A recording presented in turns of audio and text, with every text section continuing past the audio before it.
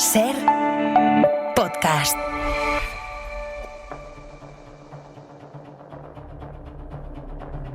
Ser Historia.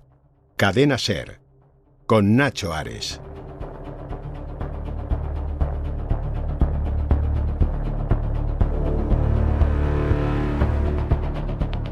De Diego García de Paredes, ni palabras bastan para lo contar, ni razones para lo dar a entender. Traía una grande alabarda que partía por medio al francés que una vez alcanzaba, y todos le dejaban desembarazado el camino. Daba voces a todos que pasasen al real de los franceses.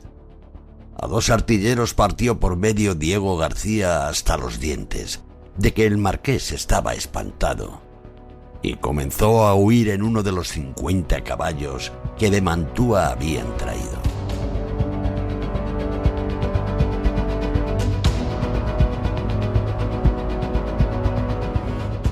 Escuchamos en la voz de Julio López un fragmento de ese libro El Gran Capitán, en donde se nos describe a Diego García de Paredes. Seguramente muchos de nuestros oyentes no sabrán quién es esta figura a caballo entre el siglo XV y el siglo XVI. Fue denominado por los contemporáneos el Sansón de Extremadura, un verdadero gigante invencible en la batalla que generó a su alrededor todo un halo de misticismo prácticamente y de misterio, por ser prácticamente eso, un personaje casi invencible en la batalla. A este Sansón de Extremadura vamos a dedicar el cronovisor de nuestro programa de hoy, pero como siempre será uno de los muchos temas con los que intentaremos hacer un poquito más de historia.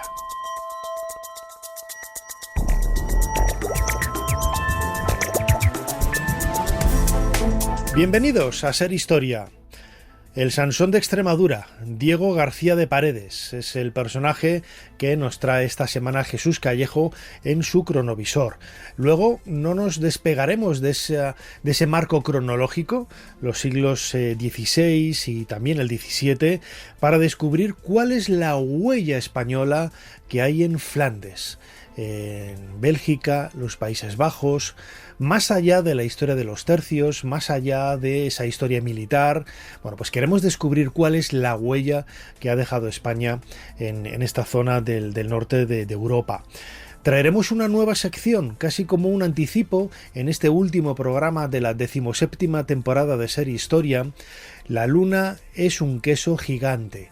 Candela Asenjo, que siempre ha estado en los últimos casi 10 años con nosotros haciendo esa sección de libros, los libros de Candela, ahora se pasa a la historia de la ciencia, la historia de la astronáutica, la historia de, la historia más increíble del espacio, de las estrellas. Es un tema que a ella le apasiona y que nos va a dar esta pequeña pildorita en este programa último, como digo, de esta 17ª temporada, pero que será un avance de lo que vamos a disfrutar dentro de unos meses después del verano en la 18ª. Y acabaremos el programa visitando una exposición que hay en La Coruña dedicado a Alex von Humboldt, un naturalista, un geólogo, geógrafo, apasionado de la ciencia del siglo XVIII y del siglo XIX, que ya hemos tratado en otras ocasiones aquí en Ser Historia, pero que esta exposición nos va a permitir conocer muchos detalles desconocidos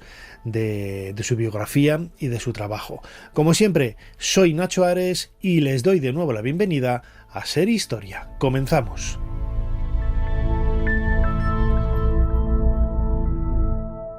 Sigue a Ser Historia en las redes sociales. Nos tienes en Twitter, Facebook, YouTube, Instagram y TikTok. @SerHistoria.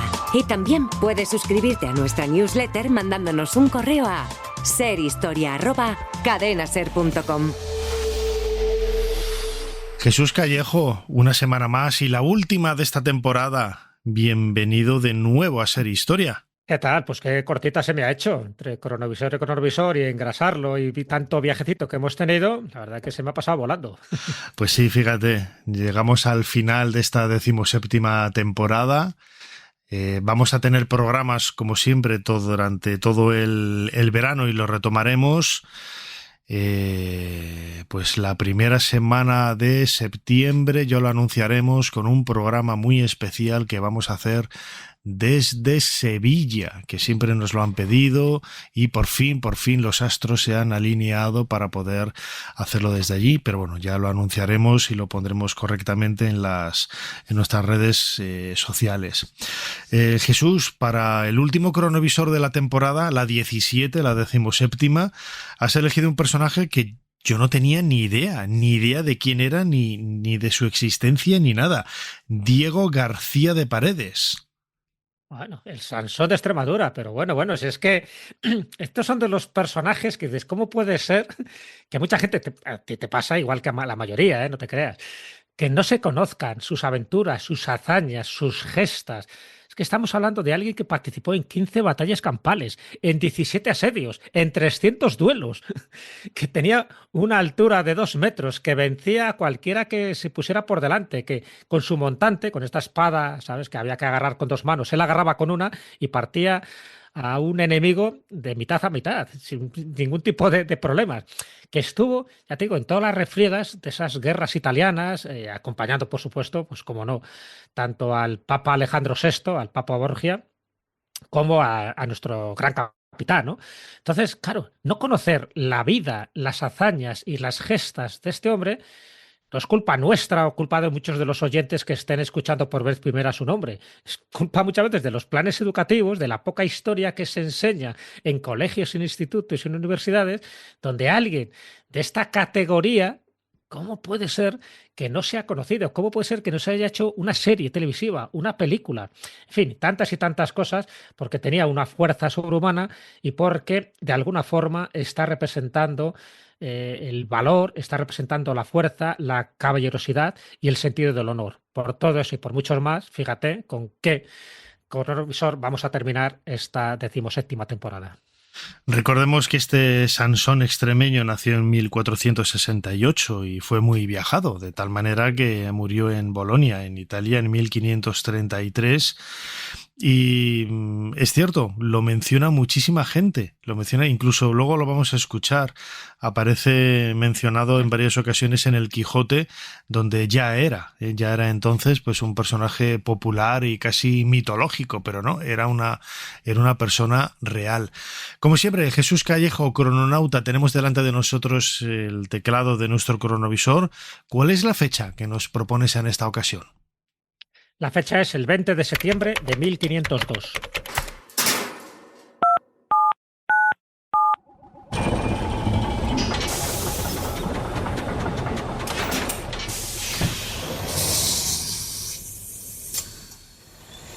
Adelante, pasen. Jesús Callejo les está esperando junto al cronovisor.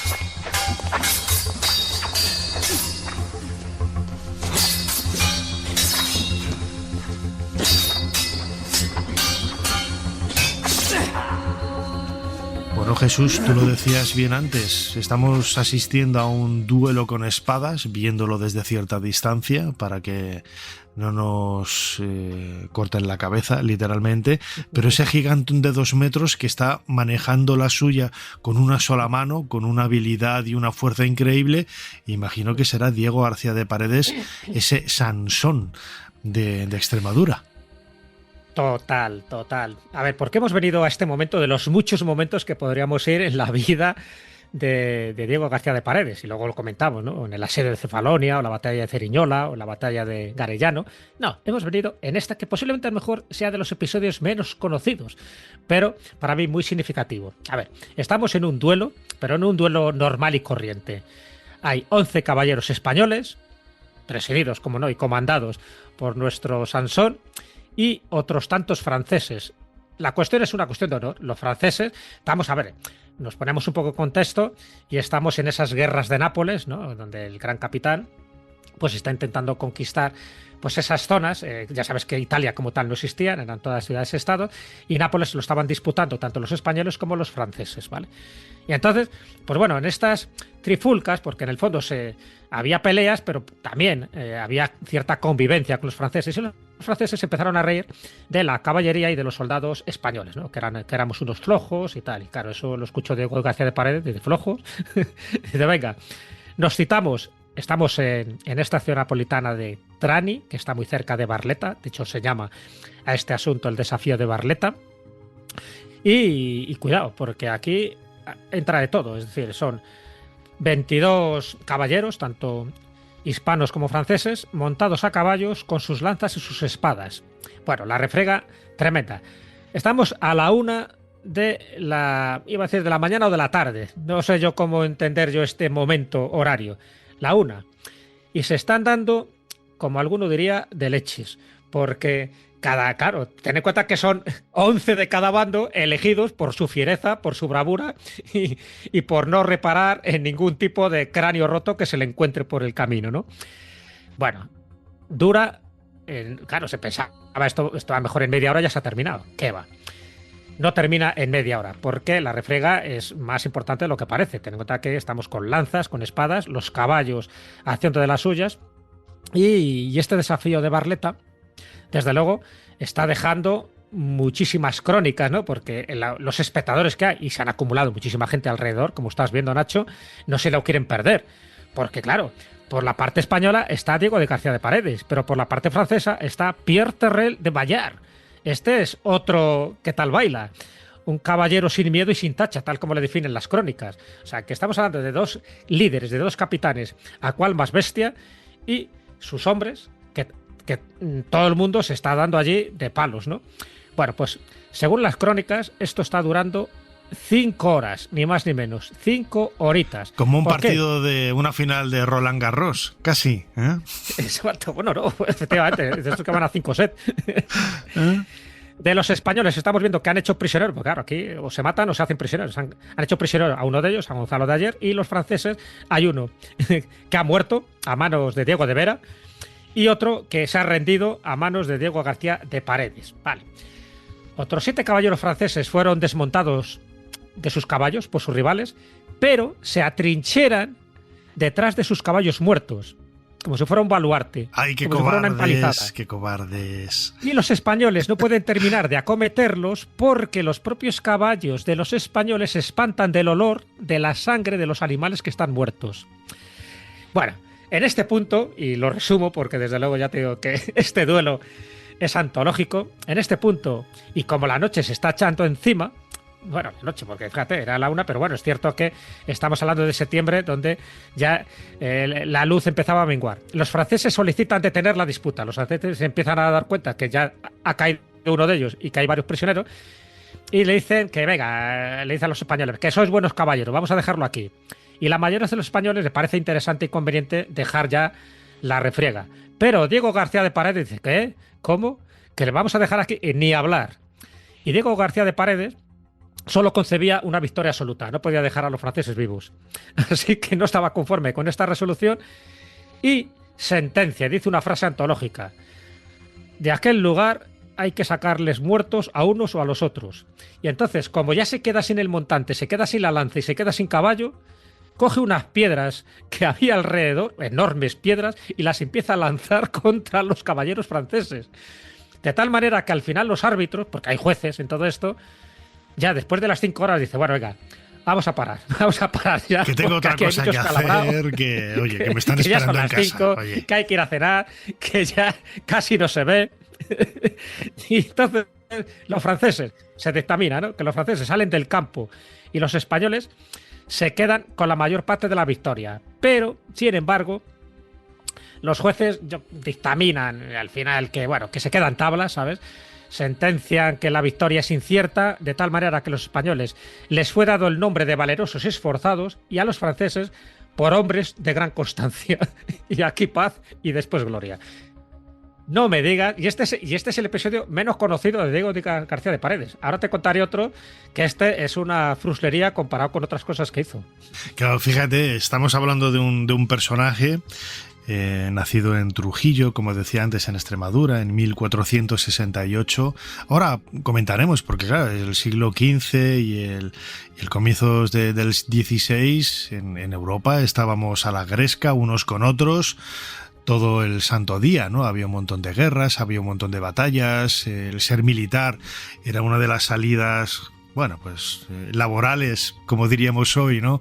Más recurridas y más buscadas en aquella época, pero la fama de Diego García de Paredes, ese Sansón extremeño, trascendió de tal manera que en el siglo XVII, pues casi 100 años después, Miguel de Cervantes lo incluye en muchas menciones del Quijote. Vamos a escuchar en la voz de nuestro compañero Julio López algunos de esos fragmentos que hemos podido recuperar del Quijote para ver que efectivamente pues era un personaje, era todo un referente de esa mitología militar casi, ¿no?, que decía yo al principio, de ese siglo XVII. Vamos a escuchar a Julio López. Un Viriato tuvo Lusitania, un César Roma, un Aníbal Cartago, un Alejandro Grecia, un Conde Fernán González Castilla, un Cid Valencia, un Gonzalo Fernández Andalucía, un Diego García de Paredes Extremadura. Y este Diego García de Paredes fue un principal caballero, natural de la ciudad de Trujillo, en Extremadura, valentísimo soldado y de tantas fuerzas naturales que detenía con un dedo una rueda de molino en la mitad de su furia, y puesto con un montante en la entrada de un puente, detuvo a todo un innumerable ejército que no pasase por ella, e hizo otras tales cosas que, si como él las cuenta y escribe, él asimismo con la modestia de caballero y de cronista propio, las escribiera otro libre desapasionado. Pusieran en olvido las de los Héctores, Aquiles y Roldanes. No había tierra en todo el orbe que no hubiese visto, ni batalla donde no se hubiese hallado. Había muerto más moros que tiene Marruecos y Túnez, y entrado en más singulares desafíos, según él decía, que Gante y Luna, Diego García de Paredes y otros 1000 que nombraba. Jesús Callejo era toda una celebridad desde el punto de vista militar, pero sobre todo por ese aspecto quizás más épico, ¿no?, que rodeó a la vida de la milicia de Diego García de Paredes, el Sansón extremeño. Sí, bueno, es que le iba como anillo al dedo. Ser militar, rápidamente se hizo capitán, llegó también a coronel y ya apuntaba maneras. De hecho, él cuando está en Roma, te estoy hablando del año 1497, él le gustaba mucho jugar, pero jugar a juegos bestias, ¿no? Entonces uno de ellos era el lanzamiento de la Juegos española. Bestias, defíneme eso, ¿qué es eso de juegos bestias? No, Me ha encantado. Que jugar a las cartas como que no le iba, ¿no? Tenía que ser o lanzando piedras o bolos o la barra española. La barra española, que por cierto se convirtió en un juego tradicional español, porque pues existe la barra española tanto castellana como la vasca como la aragonesa, dependiendo del peso que tenga, ¿no? Bueno, pues por aquella época él jugaba con los franceses y con cualquier español, y con los italianos y con cualquier españolito que le retara a lanzar la barra española. Tiene un tipo de lanzamiento muy específico. De hecho, de la Cuadra Salcedo, no sé si te acordarás que él participó en un lanzamiento de jabalina que además superó todos los récords y se lo invalidaron porque él utilizaba la técnica de lanzamiento de la barra española, pero lo utilizaba para la jabalina. Y eso Anda, es verdad, sí que me acuerdo, ¿no? Me acuerdo, pues eso hace ya, claro, hace mucho tiempo, sí, yo era un... Hace muchísimo tiempo, pues, Claro. pues García de Paredes cogía una barra de hierro, de estas que pesaba unos cuantos kilos, y a ver quién la lanzaba más lejos.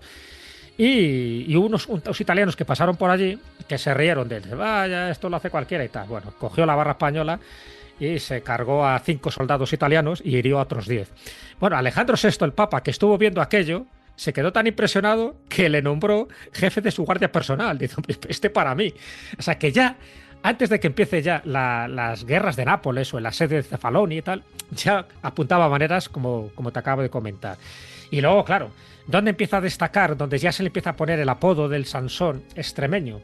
Pues en el asedio de la isla de Cefalonia. Estamos hablando de Grecia y en este caso luchando contra los turcos, contra los otomanos. Bueno, aquello fue también, ya te digo, si hicieran una película, y te lo resumo, ¿vale? Porque a mí me parece espectacular, es leerlo y se te ponen los pelos como escarpias si esto fue así, y evidentemente fue así. Bueno, estamos hablando de Cefalonia, en Grecia. ciudad que había sido arrebatada recientemente por los turcos a la República de Venecia. Entonces la están defendiendo 700 genízaros, ¿sabes?, que defienden aquella fortaleza, y ya llevaban así 2 meses, ¿no?, de asedio. Entonces dice el gran capitán, dice, oye, venga, Diego, a ver, haz algo aquí, ¿no? El problema es que para subir a esas murallas, ¿no?, de esta fortaleza Cefalonia, los turcos habían inventado una máquina provista de garfios que los españoles llamaban lobos. Me explico. Es decir, cuando tú te intentabas acercar allí, estos garfios lo que hacían es que aferraban a los soldados por la armadura, los levantaban en alto y luego los estrellaban contra el muro o los dejaban caer, ¿no?, para que se despanzurraran. Entonces, claro, aquello era complicado. Bueno, pues Diego García de Paredes dice, venga, allá que voy. Y efectivamente, uno de estos garfios, uno de estos lobos, le engancha por la armadura, le suben hasta la almena, el tío se quita los garfios y empieza a pelear con unos y con otros, de tal manera que no hay forma de vencerle, ¿no? Él conserva su espada y su rodela, y el momento que pone el pie sobre la almena, empieza a descabezar a todo genízaro que se presenta por allí. Bueno, pues así está durante 3 días. 3 días. Claro, como la almena era estrecha, a medida que iba pasando uno tras otro, se los iba venciendo, los iba tirando por las almenas, con lo cual también el que se despanzurraba era el genízaro. 3 días. Y al final le captura porque está cansado, porque ya no puede con la espada. Entonces, claro, los turcos, cuando ya le capturan, dicen, no le matemos porque esto es algo fuera de lo normal. No hay nadie que esté 3 días matando a genízaros. Genízaros, que era un cuerpo especial, ¿sabes?, destinados a morir o a matar. Bueno, pues cuando la fatiga, dice la crónica, cuando la fatiga del cansancio y el hambre le hacen mella, después de haberse defendido durante 3 días, se rindió. Entonces le cogen prisionero y la encarcelan. Dice, bueno, vamos a tenerle aquí hasta ver qué hacemos con él, porque no le quieren matar. Consideran que desde este tiarrón a lo mejor hasta no sirve para nosotros.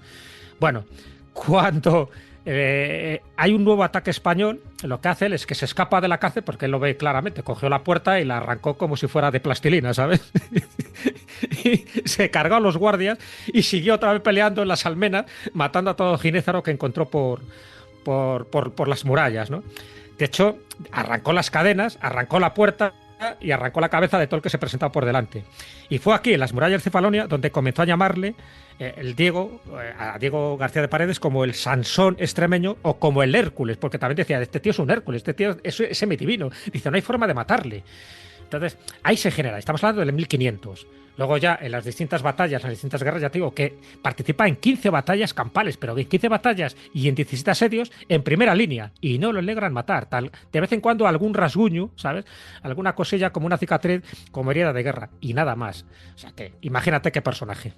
Desde luego un personaje que inspiró pues a muchísimos autores, pero no solamente contemporáneos como Miguel de Cervantes, sino mucho después. En la novela publicada en 1833, Héctor Firamosca, de Massimo d'Agegli, aparece una vez más Diego García de Paredes con ese eco que había dejado en Italia pues años después. Vamos a escuchar un fragmento de esa novela en donde se lo menciona en la voz de nuestro compañero Julio López. El español, el hombre más audaz y forzudo de todo el ejército y acaso de toda Europa, producía la impresión de que la naturaleza, al formarlo, había querido mostrar en él el tipo de hombre de armas, en las cuales tanto más grande era el éxito cuanto mayor es la robustez y la fuerza muscular.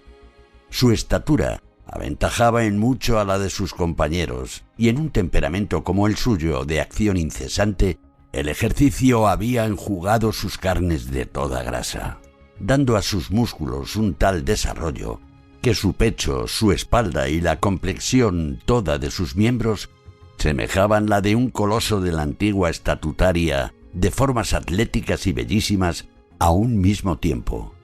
El cuello, grueso como el de un toro, sostenía una cabeza pequeña y engallada, coronada en lo alto de la nuca por un penacho de cabellos crespos. Su rostro, viril y de expresión firme y decidida, pero sin sombra de jactancia ni de altanería.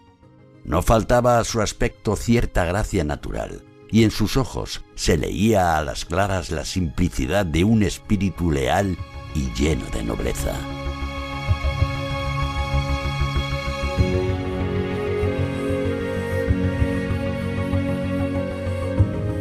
Jesús, a mí me ha dejado loco lo de los juegos bestias, esos. Hostia, me ha dejado.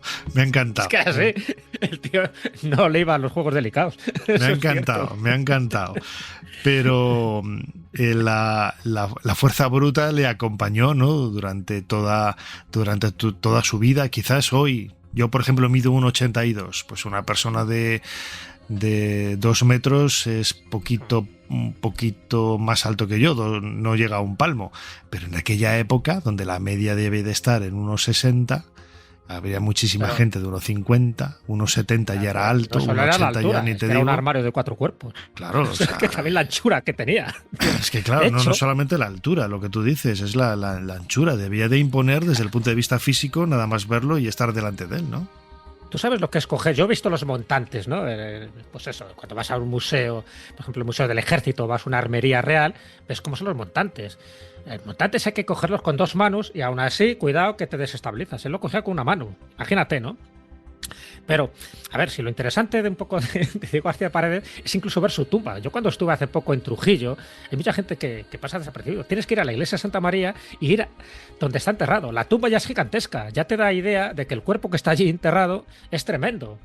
Entonces, a eso me refiero. Cuando la gente va a Trujillo y dice, sí, el lugar donde nació Francisco Pizarro. Claro que nació allí Francisco Pizarro y Gonzalo Pizarro, su hermano. Claro que estuvieron ahí de conquistadores del Imperio Inca. Claro que sí. Pero ¿cómo no puedes recordar a Diego García de Paredes, por ejemplo, cuando hizo la famosa hazaña del puente de Garellano? Que te la resumo también. Si te ha parecido sorprendente lo que te he contado hasta ahora. Sí, nos vamos a Garellano. Cuéntala. ¿No?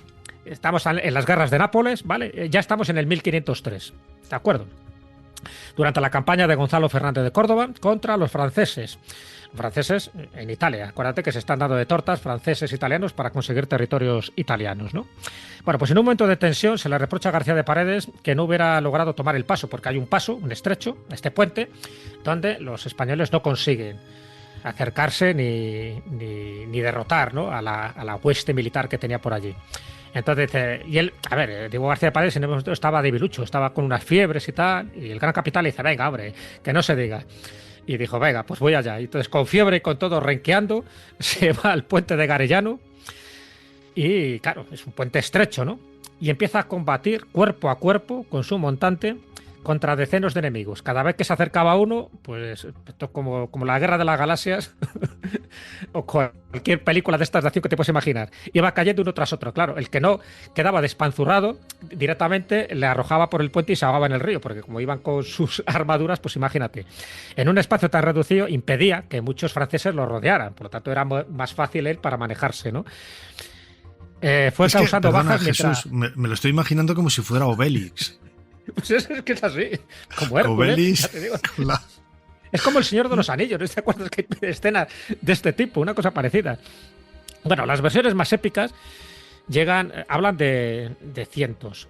Se calcula que cegó la vida de 500 enemigos mientras defendía el puente, que era un puente construido con barcazas por el enemigo en las cercanías del río Garellano, ¿no? En Nápoles. Y fue cayendo uno tras otro, hasta 500. Los italianos, claro, ya cuando vieron lo que estaban viendo, le llamaron el Hércules español. Los franceses dijeron el gran diablo español. No se lo podían creer. Pero ¿cómo puede ser que este hombre no caiga? ¿Cómo puede ser que no muera? 500 franceses murieron en el puente de Garellano. Claro, esto la gente dirá, bueno, pero que escabechina, ¿no? Ya, pero es que eran las épocas, es lo que estamos diciendo. Si no hubiera muerto él, hubieran muerto otros. Y el hecho es que al final, pues claro, la infantería española acudió en su ayuda cuando vieron ya que este hombre acababa con todo y los franceses se vieron obligados a huir. En el camino, sin embargo, las crónicas afirman que los galos tuvieron que lamentar eso, en la retaguardia, porque también Diego García Paredes, a medida que huían, él seguía corriendo y les iba cazando como si fueran conejos.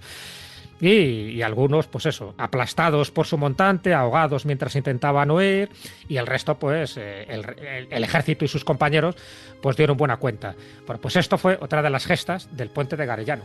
Y te estoy contando 3 cositas dentro de las 15 batallas y de los 17 asedios y de los 300 duelos que él protagonizó. Lo curioso de todo esto, claro, tú me podías preguntar ahora, dices, joder, pues este hombre era inmortal, ¿no? No había forma de que cayera. Moriría de una forma épica.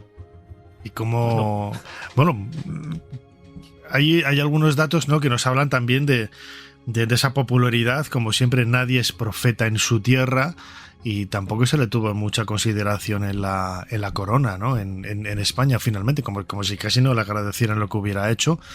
Pero ¿cómo fueron los últimos días del Sansón extremeño?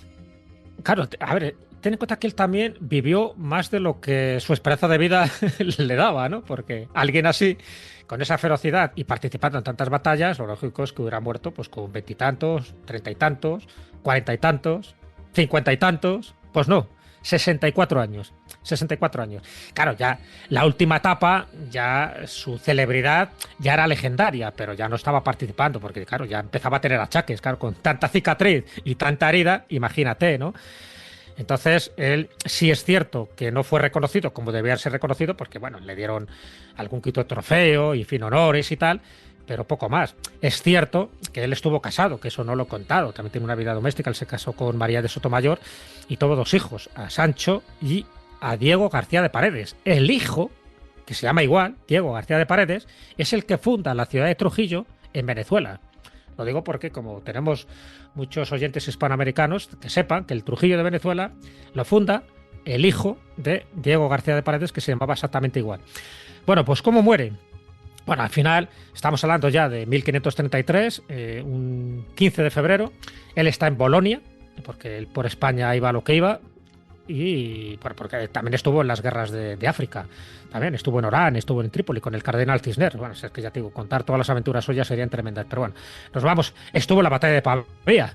Es uno de los que consiguen que Francisco I, en la batalla que hizo contra el ejército francés de Francisco I y Carlos I de España. Francisco I queda preso y sabes que tiene una prisión, en fin, bastante endeble, en la Torre de los Lujanes, también, muy cerca donde tú vives, ahí en Madrid. En el centro, bueno, pues, sí. Exactamente, pues ahí estuvo. Bueno, pues aparte de todo esto, que estuvo al servicio del emperador, de Carlos I, en fin, del gran capitán, de tantos y tantos, ese 15 de febrero está jugando con una serie de cadetes, están en una reyerta callejera en la que él se enfrasca. Claro, él tiene 64 años, no lo olvidemos, y ya tiene artrosis y unas cuantas dolencias más, ¿no? Y se cae del caballo en esta especie de refriega con el grupo de jóvenes cadetes.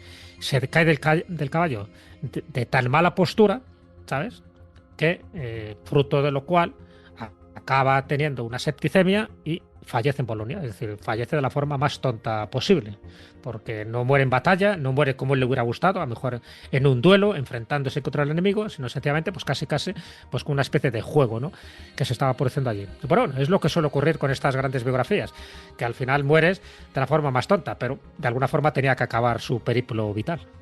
Y esto es lo que podemos leer en ese epitafio de su tumba escrito en latín.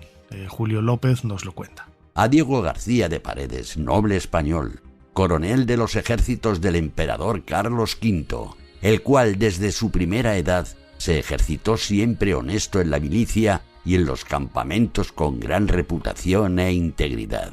No se reconoció segundo en fortaleza, grandeza de ánimo ni hechos gloriosos. Venció muchas veces a sus enemigos en singular batalla, y jamás él lo fue de ninguno.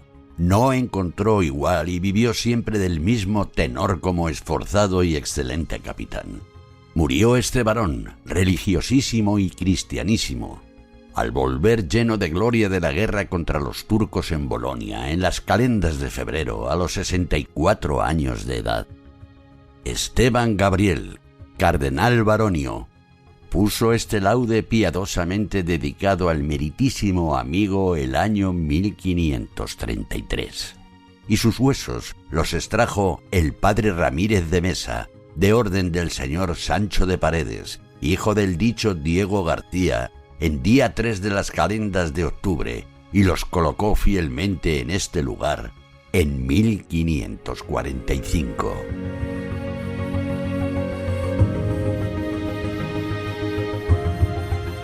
Muy bien, Jesús Callejo, la vida de Diego García de Paredes seguramente lo tengamos que retomar en alguna ocasión porque tiene muchas aventuras que hemos dejado en el tintero. A mí me recuerda totalmente a Obélix, a la figura de Obélix con los legionarios romanos dando mandobles pa' aquí pa' allá y tortazos y saltando todos por los aires, pero bueno, más allá de lo cómico que nos pueda parecer, una vida muy dura, dedicada al ejército, a la vida militar, y que queríamos, bueno, pues reseñar de alguna forma en este último cronovisor de esta temporada 17.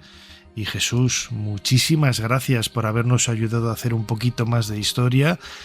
Retoma fuerzas, descansa y nos seguimos viendo ya en Sevilla, en el primer cronovisor de esa nueva temporada, la 18. Ya vamos a cumplir nuestra mayoría de edad.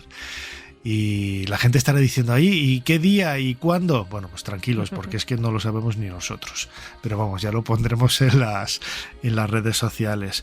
Jesús Callejo, lo dicho, muchísimas gracias por todo y nos vemos pronto.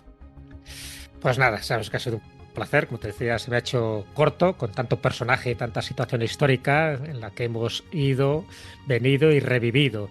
Y yo creo que también nuestros oyentes lo habrán disfrutado igual que nosotros. Y efectivamente, nos espera una inauguración de próxima temporada, ni más ni menos que en Sevilla. ¡Qué maravilla! Y donde no perderemos la silla. Desde luego. Hasta la temporada que viene, Jesús. Un abrazo fuerte. Un abrazo, querido amigo. Nos vemos.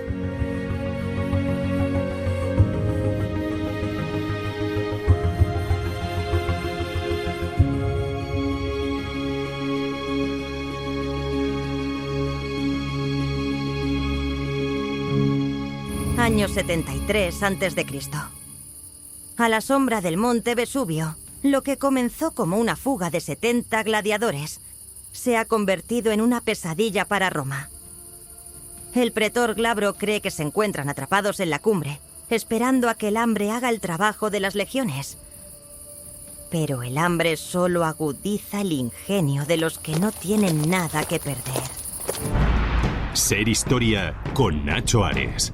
Todo lo que quisiste saber de la historia, la madrugada del sábado al domingo, en la cadena SER. En el siglo XVI, los españoles ejercían su poder militar y naval en 4 continentes, implantando su lengua y su cultura, su religión y sus modos de vida. Su enorme imperio despertaba las envidias y la codicia de los monarcas de toda Europa.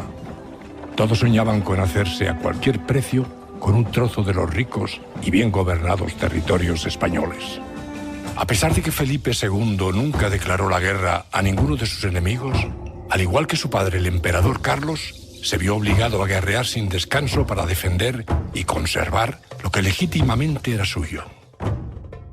La monarquía hispánica de Felipe II, como luego la de su hijo Felipe III y su nieto Felipe IV, se vio obligada a movilizar todos sus recursos para enfrentarse a sus enemigos y para defender un imperio con posesiones en 5 continentes.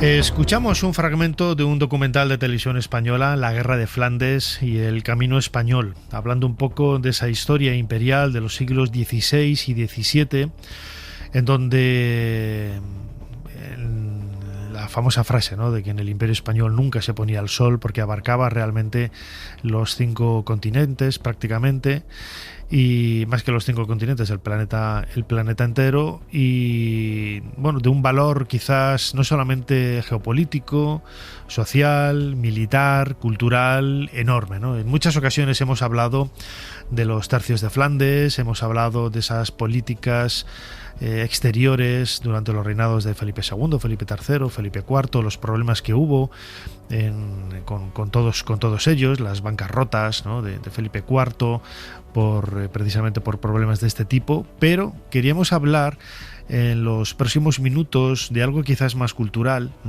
que es esa huella de España en Flandes. Este es el título, La huella de España en Flandes, del último libro de nuestro invitado Javier Rubio, que ha publicado Secotia, un sello editorial del grupo Almuzara. Javier Rubio, bienvenido a Ser Historia. Hola Nacho, muchísimas gracias. Me hace mucha ilusión estar aquí y compartir esa huella de España que existe actualmente en Bélgica. Te iba a comentar, yo tuve la oportunidad de estar hace unas semanas en Bélgica por otra cosa, por montar ahí la exposición de Tutankamón, Y me llamó la atención, es cierto que España y Bélgica tienen un contacto pues desde la segunda mitad del siglo XX por la cantidad de españoles que emigraron allí, ¿no? Y hay una huella enorme. Yo incluso tengo amigos que están viviendo allí, pero mucha gente me hablaba en español en las tiendas, algo que no sucede en otros lugares, ¿no? Cuando tú vas a Reino Unido, a lo mejor te puede pasar alguno que sepa un poco de español y que te escuche hablar en español y le haga gracia e intente decir las dos cosas que sabe, pero es cierto que en Bélgica la huella española es enorme, ¿no? Pues sí, Nacho, porque es que realmente tenemos que pensar que la conexión entre españoles y flamencos duró más de 200 años. Y es algo que pocas veces pensamos, y todo viene en la época ya de Felipe II, que es cuando se cataloga este lugar como los Países Bajos españoles. Pero no ocupaba solo Bélgica, sino también pues, los Países Bajos y Luxemburgo. Y es algo que si tú, por ejemplo, viajas y vas a la ciudad de Gante, a Brujas, a Amberes, de repente te encuentras en los ayuntamientos el escudo de Felipe II que te mira directamente y dices, oye, ¿qué ha pasado aquí? ¿Qué hace aquí el escudo de Felipe II? Y también te lo encuentras, pues por ejemplo, en Lovaina, otro lugar, otra ciudad aquí de Bélgica, también te encuentras en su ayuntamiento un cuadro de Felipe II dentro del ayuntamiento.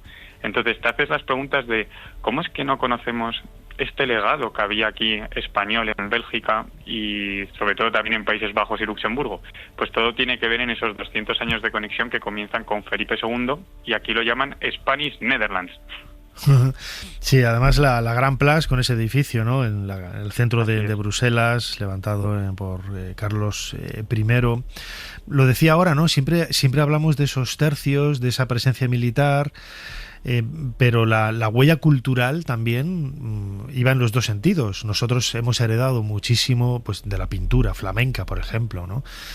No hay más que visitar el Museo del Prado y vamos a ver parte de esas colecciones reales que pertenecían a Felipe II, Felipe III, Felipe IV, que son cuadros venidos de Bélgica, de Holanda, de la zona de los Países Bajos. A mí me cuesta mucho decirlo de Países Bajos para Holanda, porque bueno, yo trabajo con holandeses y ellos llaman su propio país Holanda. Entonces me suena un poco raro decir todavía lo de Países Bajos, ¿no? Cuando ellos mismos, como digo, llaman a su país Holanda. Pero cerrando el paréntesis, la influencia y el correr de ideas, de pensamientos iban en los dos lados, ¿no? En los dos sentidos. Así es, muchas veces el otro día en un congreso de historiadores hablaban del camino español, que sabemos que abre el duque de Alba, pero es verdad que me decían a mí los flamencos, es que los españoles pensamos solo que viene de España, pero es que también es viceversa, ese camino español también se hace desde Bélgica hasta España. Y me gusta mucho que comentes ese plano cultural porque, por ejemplo, figuras como la del duque de Alba se tiende a pensar todo el rato en su faceta más militar, pero es que tuvo mucho más. Él aquí fue un gobernador y vemos como, por ejemplo, cuadros como el del Bosco, el Jardín de las Delicias que comentabas, viaja hacia España gracias a que el duque de Alba lo coge y Felipe II, que era un coleccionista de este arte flamenco, se enamoró del pincel del Bosco. Pues al final el duque de Alba lo que hace es enviar este cuadro que podemos ver hoy en el Museo del Prado. Pero no solo eso, por ejemplo, algo que cuando se habla aquí con los belgas que están muy orgullosos de Pedro Pablo Rubens, también hay que decir que Pedro Pablo Rubens encontró la financiación de sus cuadros en las gobernaciones españolas, con dinero que venía de Castilla. En esa guerra de 80 años que sabemos que se fraguó, ¿no?, un sur católico y un norte protestante, pues el sur católico, los católicos fueron defendidos por la monarquía hispánica. Y en la actualidad, hoy Bélgica es católica. Entonces tenemos esa conexión de esa monarquía, yo me atrevería a decir de naciones, en la que flamencos y españoles iban juntos. Y me parece también muy gracioso, Nacho, que comentes el tema de Holanda, porque es algo también que yo me llevé la sorpresa a la hora de comenzar el libro, la complejidad que tuvieron que enfrentar los gobernadores españoles con la capital en Bruselas. Porque Holanda al final era un condado, o sea, los Países Bajos españoles eran 17 provincias. Y nosotros hemos tendido a etiquetar Flandes, fíjate, como si fuera todo lo del sur, pero me llevé la sorpresa de que Flandes tan solo es una provincia de las 17, al igual que Holanda. Por ejemplo, sí. Si vas a uno si vas a uno de Groningen, por ejemplo, en aquel momento y le dices que es un holandés, pues no le gusta que le llamen así. Y también sucedía si vas aquí a uno de Bruselas, fíjate, ellos son Brabante. Si tú le dices que es un flamenco en aquella época, van a querer que le digas Brabanzón. O sea, imagínate la complejidad de territorios que había aquí. Eran 17 provincias muy heterogéneas y que el elemento en común que tenían era el rey español y el gobernador español que estaba aquí, en ese momento el duque de Alba. Bueno, eso sucede con muchos otros lugares del mundo, ¿no? Decir Carioca, bueno, pues a hablar de Brasil, Carioca está haciendo referencia a un punto muy concreto de Brasil, ¿no? O los galos en Francia, ¿no? Los galos estaban en un punto muy determinado de Francia, ¿no? Es como si llamáramos aquí en España a todos los vacceos, ¿no? Los vacceos estaban en la zona de Valladolid y ya está, ¿no? Pero bueno, son etiquetas al final que se van quedando, y sí que es cierto que bueno, que habrá que ir cambiando un poco la mentalidad a la hora de realizar esas denominaciones. Hablabas ahora del Duque de Alba, precisamente parte de esa leyenda negra que luego se extendió, ¿no? A lo largo sobre todo del siglo a finales del XVI y comienzos del XVII. A mí esto me lo comentaron algunos amigos holandeses, el hecho de que cuando eres niño y te portas mal, ahí te dicen que viene el Duque de Alba, ¿eh? Es decir, también es cierto que hay cierto oscurantismo y un lado negativo, ¿no? de esa presencia española, también hay que reconocerlo así, ¿no? Así es, o sea, es cierto que Bélgica en sí cada vez se está rescatando más esa historia en común con España, pero a mí lo que me parece muy curioso es que el Duque de Alba se le considera un invasor. ¿Por qué pienso que esto no tiene un sentido histórico? Porque cuando viene aquí el Duque de Alba no deja de ir por el patrimonio real, por el patrimonio de Felipe II, de su rey. ¿Cómo va a invadir un territorio que pertenece por herencia a su rey? No tiene sentido, que eso es lo que se defiende de estos lugares. Además ya sabemos que otra visión que tienen, aparte de que el Duque de Alba es un invasor, es que Felipe II es un invasor, pero no, porque es que él hereda estos territorios, los Países Bajos, de Carlos V. Y como lo va a heredar y lo va a llevar todo desde Madrid, ahí es cuando se utiliza el término de Países Bajos españoles, porque las órdenes vienen directamente desde Madrid por una corte que es española. Entonces el Duque de Alba todavía tiene esa visión de que si cómelo a los niños, que todo esto empezó con la leyenda negra, como bien comentabas, y es muy curioso porque lo que a mí me parece extraño es que Bélgica, que se ha fraguado gracias a envíos como el del Duque de Alba, que protegió a los católicos, luego don Juan de Austria, Alejandro Farnesio, realmente en esa guerra de 80 años, los que eran aliados de los flamencos católicos eran los españoles. Entonces, para mí no tiene sentido que Bélgica coja como invasor al mismo invasor que piensan que existe en los Países Bajos del Norte, que en ese momento eran los calvinistas, ¿no?, que los llamaban. Entonces, si Bélgica se independiza de los Países Bajos en 1830, ¿cómo es posible que en 1830, con el romanticismo, escoja el mismo enemigo del que te estás independizando? Es decir, coge a España. Es por eso que ahora existe un totum revolutum, yo diría, de toda la historia que hay en Bélgica, donde no se acepta que fuimos, por así decirlo, amigos, hermanos entre flamencos y españoles, en contra del norte calvinista y en contra de las invasiones que pudieran venir de Francia. Pero para ellos todavía se sigue pensando que el Duque de Alba es un ogro, que ha venido aquí a invadir a sangre y fuego, cuando no hizo nada de esto. Es más, creó la primera política fiscal que existe actualmente en Bélgica y también reformó los obispados de aquí. Entonces me parece que tiene estas connotaciones por culpa de la leyenda negra y sobre todo por Guillermo d'Orange en el norte, que al final lo que hicieron los belgas sin darse cuenta es aceptar la visión de aquellos de los que te estás independizando, lo cual no tiene sentido. Desde luego, desde el punto de vista cultural me gustaría ahondar un poco en este tema, ¿no? El intercambio que ha habido en un sentido como en otro de estilos, de obras de arte. Bueno, pues en España es evidente, ¿no? Pero también la huella española allí en Bélgica, en Flandes, también es enorme, ¿no? Antes comentabas algunos detalles, pero me gustaría profundizar un poco en ese sentido, ¿no? O sea, no solamente en pintura, en escultura, el trasvase de ideas, en definitiva, cuando los dos pueblos están unidos, bueno, pues es lo que tiene, ¿no? Que en ambos lados se va enriqueciendo y se va sumando de forma independiente, creando su propia singularidad, su propia identidad, pero con elementos comunes, ¿no? Así es, al fin y al cabo, formaban parte de un mismo imperio, tanto españoles como flamencos, y vemos en Brujas cómo existe la calle de los españoles, porque ahí había comerciantes españoles. Nos llevamos siempre todo al tema militar, pero ¿qué pasa con los comerciantes que quisieron pues buscar otra vida, vamos a decir, desde el comercio, y encontraron en Brujas un puerto desde donde asentarse? Actualmente existe ahí la calle de los españoles, pero bueno, es que yo diría que todo va más allá, porque siempre hablamos del mestizaje con América.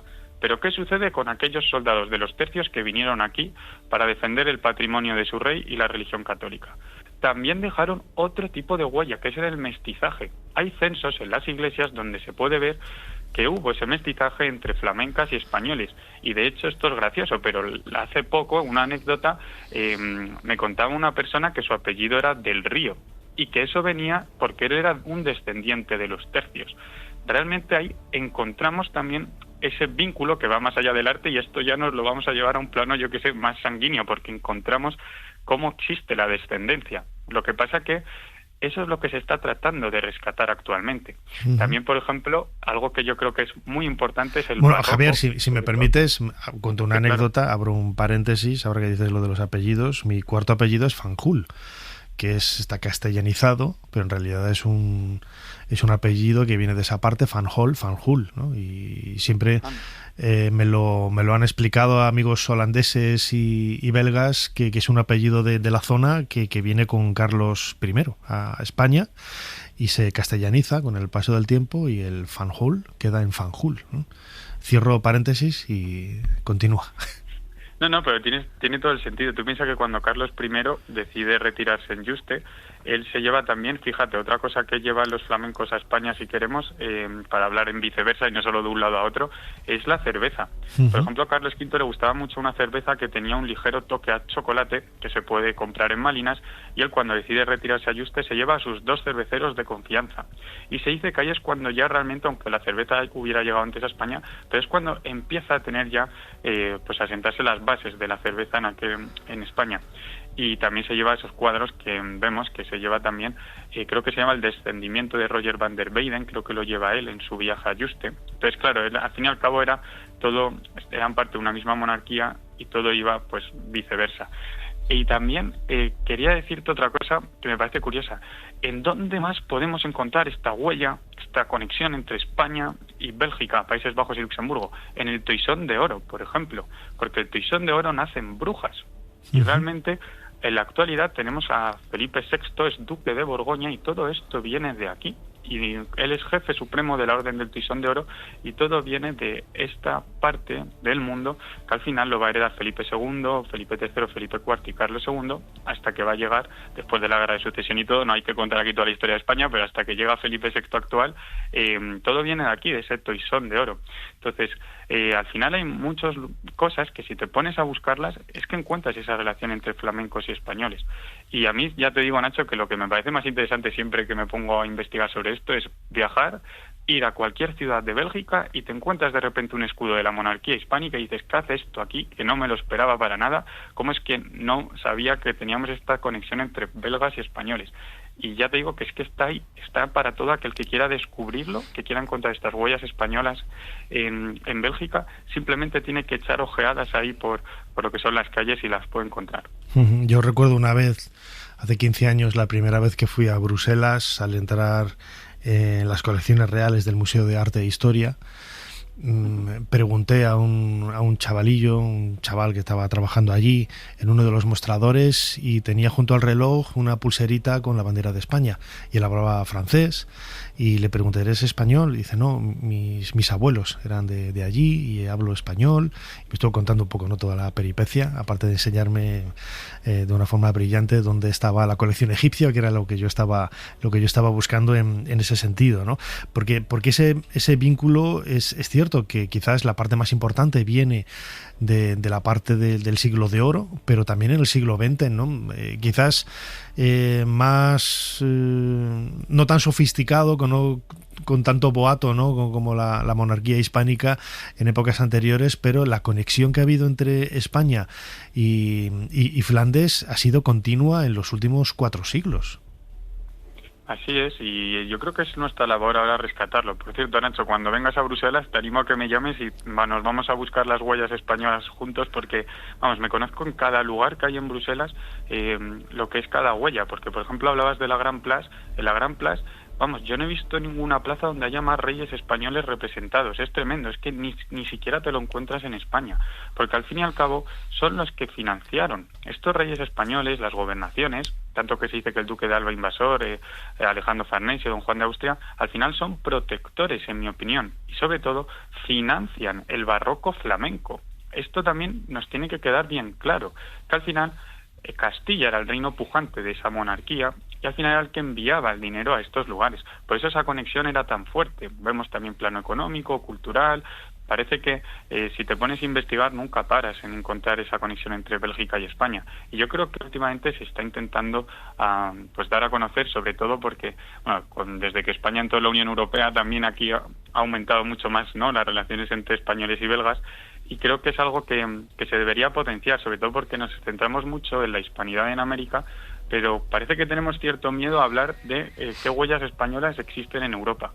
Y yo creo que Bélgica, y que actualmente Bruselas, que es la capital, se dice, de Europa, donde están las instituciones europeas, pues es un lugar perfecto para empezar a descubrir pues esa grandeza que tenía, si se quiere, esa monarquía de española con Felipe II.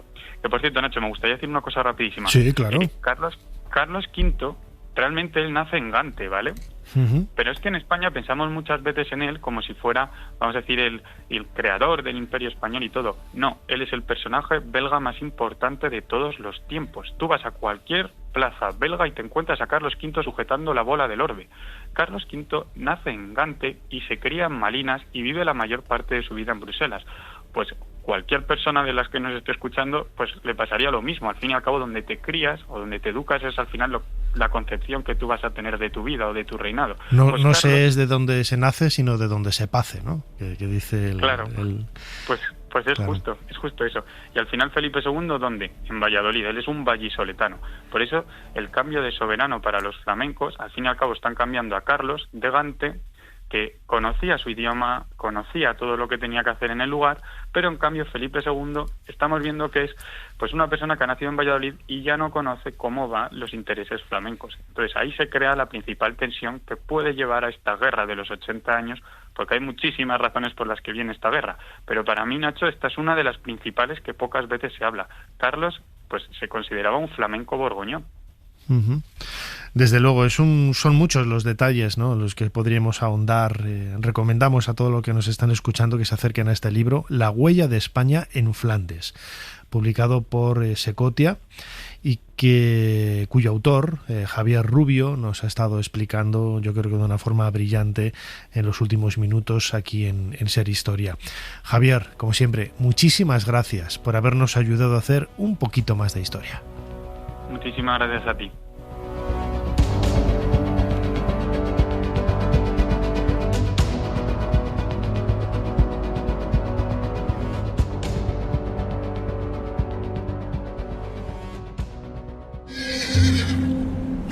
Aquella fría noche de febrero de 1837, la luna salpicaba la meseta de Guiza con algunos rayos de luz.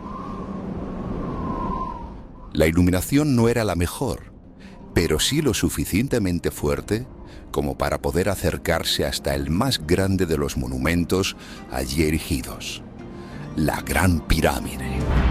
Ser Historia con Nacho Ares. Todo lo que quisiste saber de la historia, la madrugada del sábado al domingo en la cadena SER.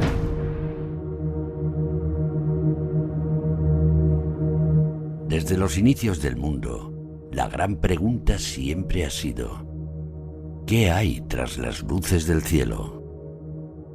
Millones de estrellas en la inmensidad del universo, y nosotros aquí, encerrados en nuestro diminuto planeta y en nuestras aún más diminutas pantallas. Desde pequeños, preguntas como esta han surgido en nuestra mente, y otras muchas ideas que podrían parecer incluso absurdas. ¿Quién enciende las estrellas por la noche? ¿Por qué el cielo no es rosa? ¿El sol se esconde cuando nos vamos a dormir? Pero antes de todos los cohetes, los astronautas, los satélites, todo empezó con una idea absurda como estas que hay en la cabeza de alguien mirando el cielo. Así que no vamos a poner límite a las preguntas, ni a la imaginación. Sube el volumen, que despegamos. Para entender el universo, hay que volver a pensar como cuando éramos niños. Y eso significa volver a creer por un momento que la luna es un queso gigante.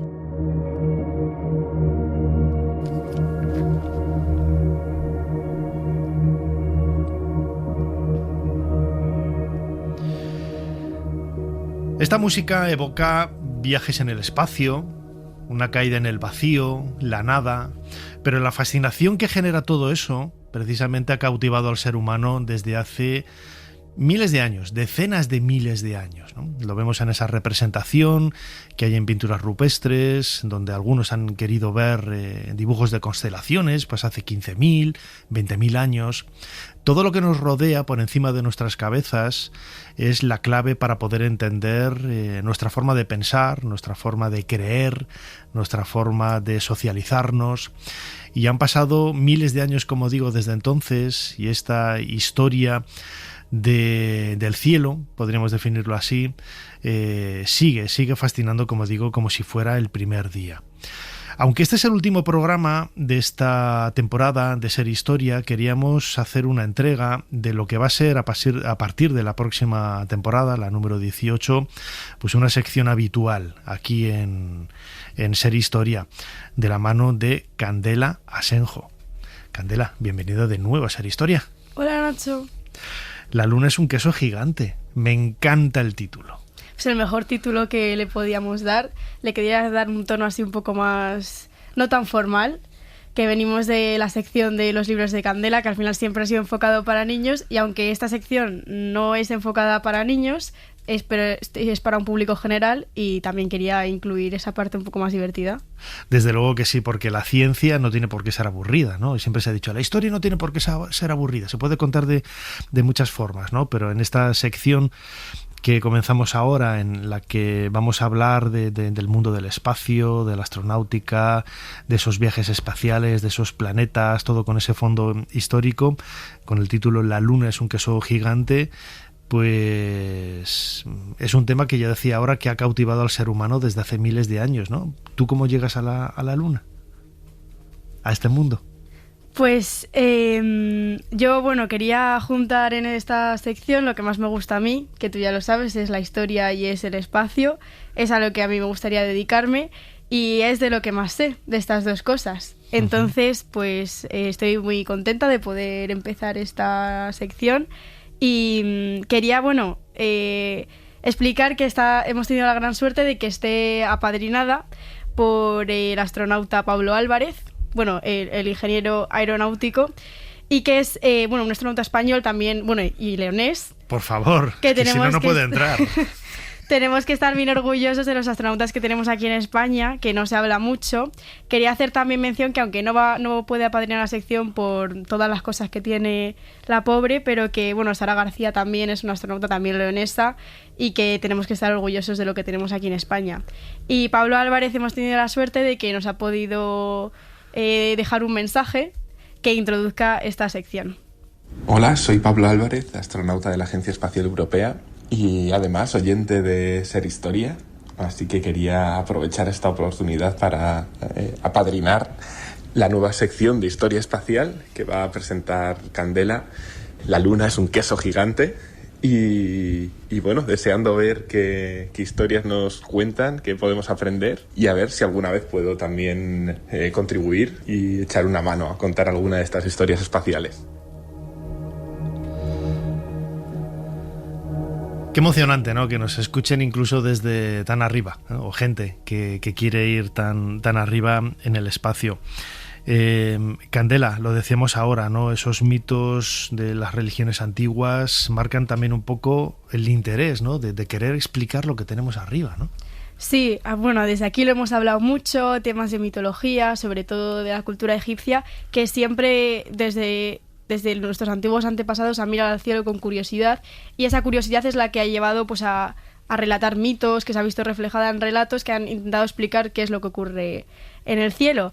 En Grecia, por ejemplo, tenemos, bueno, profundizaremos en esto en otros episodios, pero el famoso mito del gigante de Orión, por ejemplo, que, bueno, Orión alardeaba de poder matar a cualquier criatura, así que Gea quiso comprobarlo y le envió un escorpión gigante que lo picara. Tras perder la batalla, Zeus ascendió a Orión a los cielos en forma de la constelación de Orión, que se encuentra justo al lado opuesto de la constelación de Escorpio, para que no se encuentren nunca.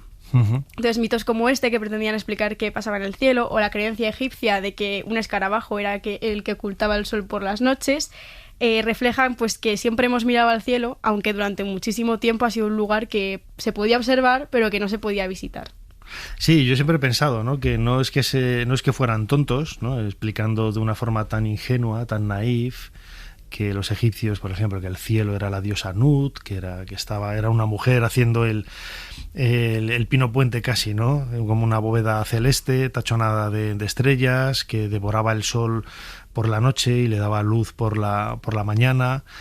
Bueno, pues sí, es una forma de entender, ¿no?, una forma pues casi de andar por casa, de explicar esos fenómenos tan apasionantes, que yo creo que ellos los comprendían perfectamente, sabían lo que sucedía, porque sabían que la Tierra era redonda, que el Sol se ponía, daba la vuelta, se subía por el otro lado, etcétera, etcétera, etcétera, pero no lo embadurnaban de cierta mitología para darle pues un sentido más popular, ¿no?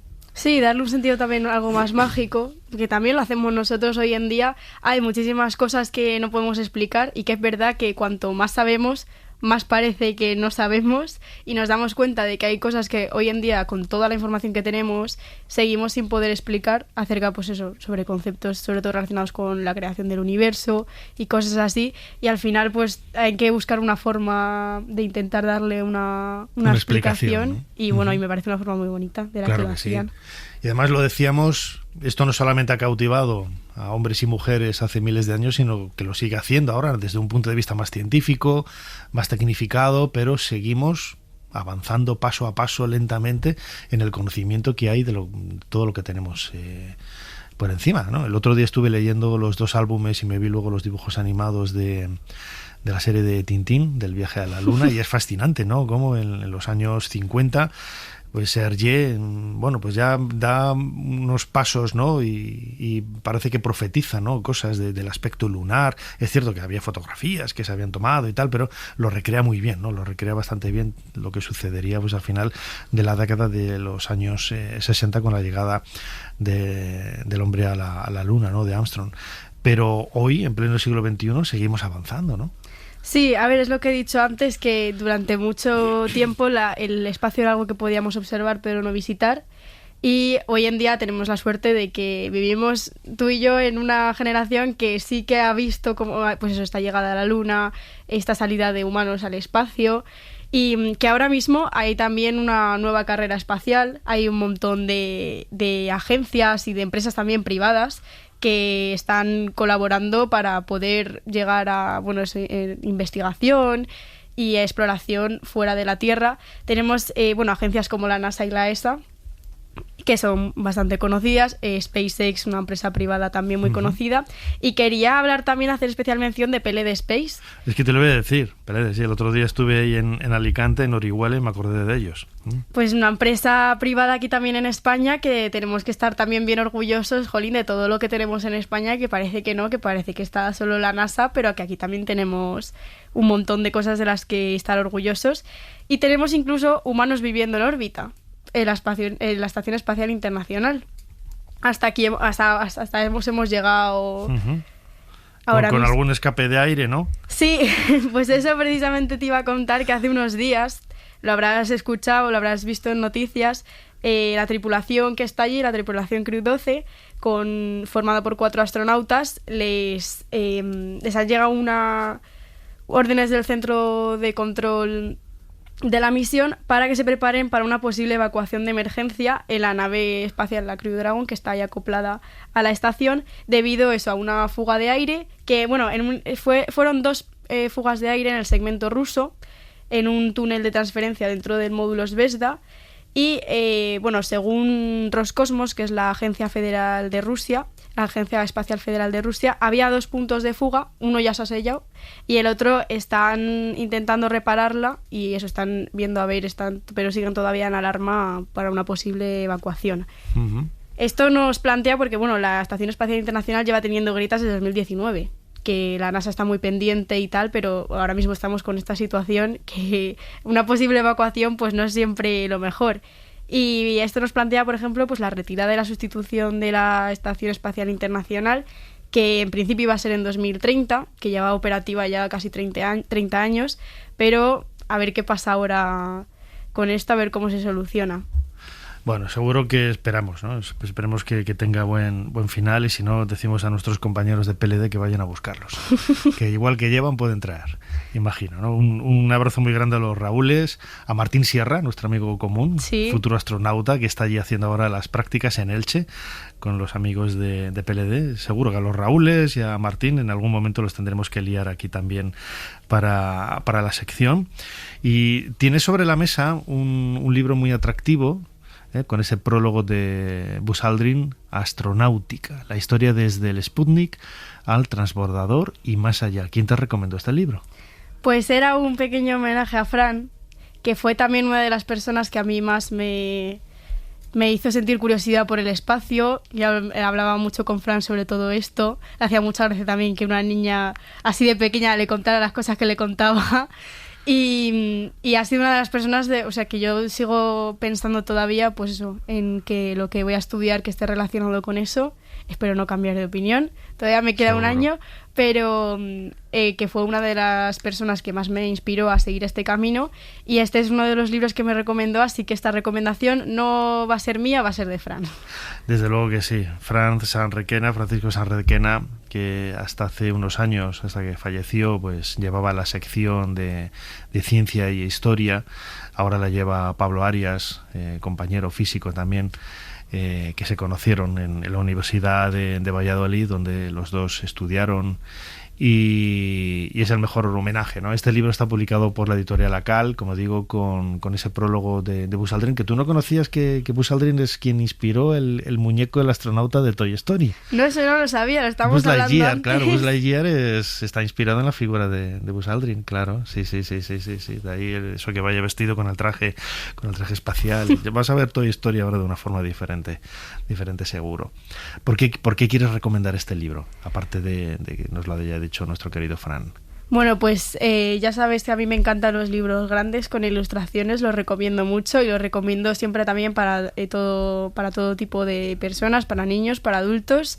Bueno, todas mis recomendaciones al final son así. Para todos, Y es un libro que está muy bien, eso cuenta la historia del Sputnik, del Sputnik al transbordador y más allá, y es que habla de absolutamente todo, de la carrera espacial, cuenta curiosidades y está súper bien ilustrado. Un libro de gran formato con un astronauta en la portada que intuimos que puede ser Armstrong. Hay que tener una estantería grande para guardarlo, para ponerlo, eso sí. ¿no? Pero merece la pena. Está publicado por Acal, Astronáutica, la historia desde el Sputnik al transbordador y más allá. Pues, Candela, yo no sé si quieres añadir algo más en esta primera entrega de la sección La Luna es un queso gigante. Pues nada más, que estoy encantada de estar aquí y de que pues hablaremos mucho sobre la historia espacial en los próximos episodios. Claro que sí. La Luna es un queso gigante. Hemos alunizado y hemos alucinado también con Candela Asenjo Caballero, que no me quiero olvidar de la madre. Me dice que me calle, pero no. Tiene que estar muy orgullosa de la nana, entre comillas, con mucho cariño que tengo aquí, que la he visto crecer desde que era un mico, y aquí que me va a quitar el puesto. Es que lo veo venir. Candela, como siempre, muchísimas gracias una vez más por habernos ayudado a hacer un poquito más de historia. Muchas gracias a ti, Nacho.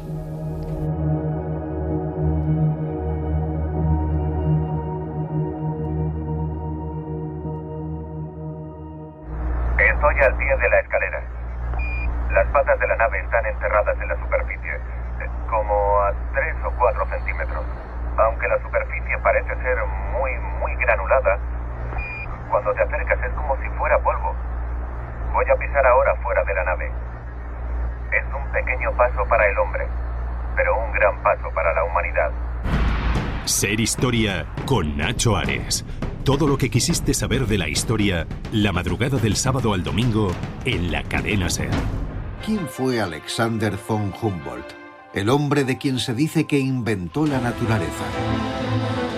¿Y por qué supuso una revolución del conocimiento? Alexander nació en 1769 en una aristocrática familia y creció en una lujosa mansión cerca de Berlín. A los 18 años, Alexander se fue de casa, el Chateau Aburrimiento, como él lo llamaba.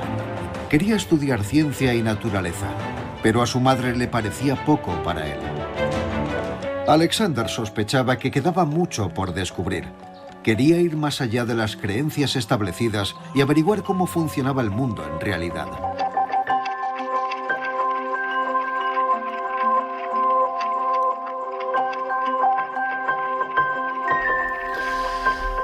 Quería saber cómo funcionaba el mundo. A mí me parece una idea maravillosa para un joven que a caballo entre el siglo XVIII y el siglo XIX, pues marca un poco lo que es la ciencia como esa disciplina de polímatas, de personas que sabían un poco de todo. Y podríamos decir, bueno, quien mucho abarca poco aprieta, pero joder, que esta gente abarcaba mucho y sabía mucho de todo lo que sabía. Es que era increíble, ¿no? Yo creo que no hay especialistas en la actualidad que sean tan avezados en todas estas especialidades. La figura de Alexander Humboldt es quizás, ya dedicamos un cronovisor hace unos años en un programa que hicimos desde Canarias. Él tuvo la oportunidad de estar allí. Él nació en 1769 y falleció en 1859, y una vida completa dedicada a la ciencia, a la investigación, a la naturaleza, y que ha trascendido, ¿no? Yo paseando por Berlín me he encontrado esos monumentos dedicados a Humboldt, instituciones que llevan su nombre, y que, insisto, quizás es un nombre poco conocido, más allá de esa beca que tiene, que es mucho más, ¿no? La figura de Humboldt es mucho más. Y lo podemos descubrir en una exposición que encontramos en el Museo Nacional de Ciencia y Tecnología en La Coruña, en Galicia. En principio está abierta hasta el 30 de junio del año 2027, el año próximo, ¿no? Así que vamos a tener muchísimo tiempo para poder verla, para poder disfrutarla, con el título Los instrumentos de Humboldt, herramientas para concebir una nueva visión de la naturaleza. Y contamos con nosotros en Ser Historia, en esta máquina del tiempo, con Miguel Ángel Puig, que es el comisario. Miguel Ángel, bienvenido a Ser Historia. Hola, encantado de estar aquí. Antes te lo decía, micrófono cerrado. Si tuviéramos que definir a Humboldt, ¿cómo lo haríamos? ¿Era naturalista? ¿Era geólogo? ¿Era geógrafo? ¿Era físico? ¿Qué era? Es difícil porque, claro, no estaba en su época tan... No había licenciatura, ¿no? Sí, no había titulitis como ahora, sí. Exactamente, entonces, claro, él pasa por todo esto. O sea, él estudia historia natural, botánica en algunas universidades alemanas. Hay gente que le considera ingeniero de minas porque se forma también en una parte de su vida en la escuela de minas de Freiberg, que era como el MIT actualmente, o sea, era como lo más top que había en estudios de minería y mineralogía, pero también se estudia en una escuela de administración, que era una cosa que tenían más interés sus padres que él, que se manejara para la administración del Estado prusiano. Y bueno, yo le considero más bien naturalista en sentido muy amplio. Por eso, por sus conocimientos muy generales en todas esas esferas del saber en su época, ¿no? Pero es lo mismo que cuando te dicen, ¿pero era un ilustrado o era un romántico? Pues es difícil definirlo porque él nace, digamos, en plena ilustración alemana, pero pasa al siglo XIX, claro, vive 90 años y realmente es un prerromántico muy claro, ¿no? Y con las personalidades que él se relaciona en Alemania, como Goethe, Schiller, pues es de ese movimiento que va hacia el romanticismo alemán. Desde luego es una figura notable en la historia de la ciencia. Con 30 años decide hacer ese viaje en 1799 a América, que yo creo que es lo que le encumbra, ¿no? Por todo lo que ahora veremos un poco, ¿no? Todo lo que lo que ha hecho que pasara a la historia de la ciencia. Tú eres precisamente historiador de la ciencia, ¿no? Del CSIC, del Consejo Superior de Investigaciones Científicas, y comisario, como decía antes, de esta exposición, Los instrumentos de Humboldt. Pero hasta tener esos 30 años, lo escuchábamos en ese fragmento de un documental de televisión dedicado a la figura de Humboldt. Este joven, ya bueno, con 30 años ya era, en aquella época ya era adulto grande mayor, ¿no? Pero se tuvo que formar, no voy a decir que a escondidas, ¿no? Porque claro, no era lo que su familia adinerada esperaba de él. Claro. Sí, bueno, como se ha dicho en el documental, él siempre se reía un poco de ese castillo del aburrimiento en Tegel. Es buenísimo el nombre. Wow. Donde se había formado. Porque, joder, luego ves el castillo y dices, coño, con el castillo. Bueno, el castillo, que en realidad, claro, cuando lo ves no es un castillo, es un palacete. Muy, muy bonito, pero no es un castillo. Pero bueno, él le denominaba así, el castillo del aburrimiento. Pero bueno, ahí tiene una ventaja, y es que, claro, es una familia poderosa. La madre era una persona de una gran fortuna, el padre era chambelán del rey, o sea, tampoco era un personaje secundario, y tanto él como su hermano Wilhelm, que es muy conocido también por la creación de la Universidad Alemana, y como decías tú, en Berlín, en la Universidad Humboldt, pues hay un busto de Alejandro, o de Alexander, y otro de Wilhelm. Bueno, se forman ahí, claro, con educadores de un gran relieve, o sea, que bueno, gente que les enseña lenguas, que les enseña cultura clásica. Bueno, le dan una formación básica muy importante, seguramente muy superior a la media que había en ese momento. Y luego el propio Alexander, como he comentado antes, pues claro, tiene una formación tan sumamente variada que, bueno, llega a tener unos conocimientos que tampoco son los más normales para una persona, como dices, que con 30 años decide ya salir de Alemania y utilizar la fortuna que ha heredado de su madre para viajar por toda América. Además, bueno, con 30 años él ya era director general de minas de Prusia, o sea que tampoco es que, como decías, no era tan jovencito, ¿no? Claro. Pero en esa época ocupaba un alto cargo al que renuncia para poder viajar. Bueno, tiene la mala fortuna de no poder hacer el viaje que quería, pues más dirigido hacia África o incluso Asia, pero bueno, termina recalando en España. Y esa es una historia también importante, ¿no? Que pasa sí, porque aquí. Es aquí Carlos IV, ¿no?, quien le da el permiso y le abre las puertas de América para poder hacer ese viaje, que comenzaría pues en las Islas Canarias y luego cruzaría el charco hasta el continente americano, ¿no? Sí, yo particularmente lo que he investigado más precisamente es la estancia de Alexander von Humboldt en España, que es lo que menos se sabía, porque en los manuales alemanes o franceses el paso por España era muy leve. Llegó a la corte de Madrid, se presentó ante Carlos IV y a través de un ministro de la embajada de Sajonia se le dio el permiso y se fue a América. Bueno, yo esto lo he investigado ya en archivos de forma contundente hace ya unos años. Y bueno, se ve que en esos meses que está en España no solo hace eso, él entra por Cataluña, explora Montserrat, hace un recorrido muy importante por Valencia, por toda Castilla-La Mancha, hasta llegar a la Corte de Madrid. Hay una preparación política muy curiosa, porque es una camarilla que hay alrededor de Carlos IV que son bastante liberales. El ministro que está en ese momento de Estado, que es Mariano Luis de Urquijo, es una persona que había estado casi desterrada en la legación española en Londres por traducir a Voltaire, pero que en este momento estaba ahí. Estaba otros embajadores rodeando a este ministro, pues el embajador de Holanda, Valkenaer, que era muy ultraliberal, admirador de la Revolución Francesa. Bueno, pues es un grupo que hay otro embajador que les llamaba el Comité Secreto, que logra la aprobación política de este viaje. Pero luego no solo eso, sino también la preparación científica. O sea, Humboldt viene, como se muestra en la exposición, cargado de instrumentos que en ese momento eran de última generación, aunque cuando uno los ve ahora, pues son objetos de museo, ¿no? Estantes muy bonitos, barómetros muy bonitos, en fin, una serie de instrumentos que, bueno, te dan un poco de risa pensar que era el top de esa época, pero lo eran, ¿no? Y entonces, ¿él qué hace? Pues por todo ese recorrido por la península va probando esos instrumentos, o sea, le sirve como un medio de experimentación previa al viaje americano, y descubre algo que la gente alucina cuando se dice, que es que fue el descubridor científico de la meseta. O sea, siempre había habido como un conocimiento intuitivo de que España, pues efectivamente, tenía una gran meseta con dos submesetas atravesadas por una cordillera, una serie de montañas y tal, pero nadie lo había medido. Entonces, el primero que hace un perfil de la península ibérica y demuestra que existe esa meseta es Alexander von Humboldt. Esto lo publica en una revista en Berlín, Hertha, en 1827, y luego se da a conocer aquí por los geógrafos, ¿no? Pero, por ejemplo, es uno de los grandes descubrimientos que él hace, ¿no?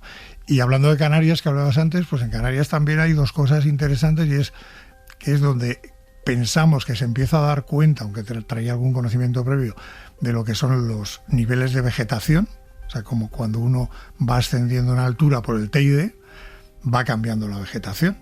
Esto luego, cuando visita los volcanes de la cadena de Ecuador, de Ecuador en América, bueno, esto lo sistematiza y es cuando crea la geografía de las plantas, que es una de las cosas que sigue todavía considerándose como el pionero de esa biogeografía vegetal, ¿no?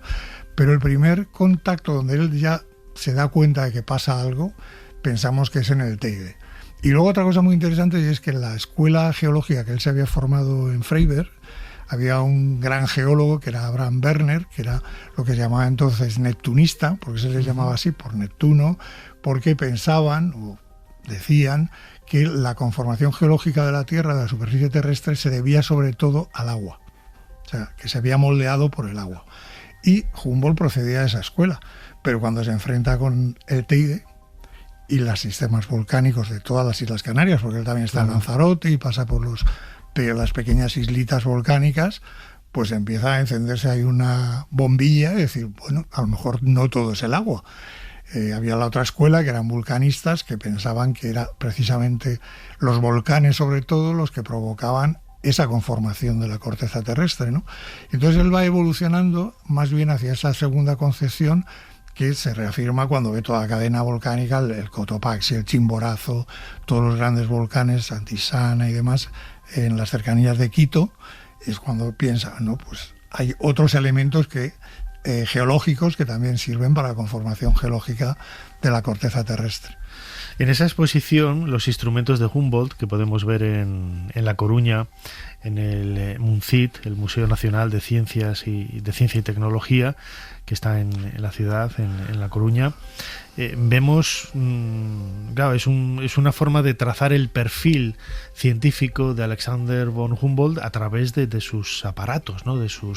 Que en definitiva es como yo como egiptólogo agarras un amuleto y dices, bueno, pues esto puede ser para tal o para cual, ¿no? Pero decir que estos aparatos los ha utilizado Humboldt parece que le da humanidad, ¿no? A esos metales y a esa madera que, bueno, pues sí, son muy bonitos, ¿no? Y ahora son muy antiguos, pero, joder, es que sí le da importancia, ¿no? A eso, ¿no? Sí, bueno, es que además es un personaje bastante curioso porque, como decía, como está en esa fase del paso de la Ilustración al Romanticismo, y luego a la ciencia positivista, ¿no? Porque, claro, vive hasta 1859, que ya la ciencia está más asentada y más racionalizada en cierta medida.